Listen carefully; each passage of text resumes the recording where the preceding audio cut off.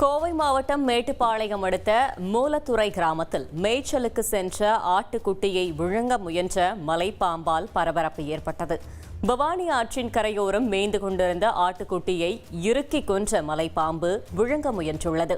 பின்னர் மக்கள் நடமாட்டத்தை தொடர்ந்து ஆட்டை அங்கேயே விட்டுவிட்டு மெல்ல மெல்ல ஊர்ந்து சென்றுள்ளது. கோவை மாவட்டம் கரும்புக்கடை பகுதியில் தெருநாய்கள் வளர்ப்பு ஆட்டை கடித்து குதறும் காட்சிகள் வெளியாகி பெரும் அதிர்ச்சியை ஏற்படுத்தியுள்ளது.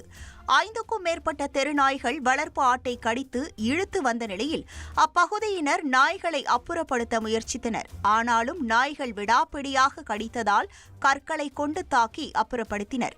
இதனால் அப்பகுதியில் பரபரப்பு ஏற்பட்டது.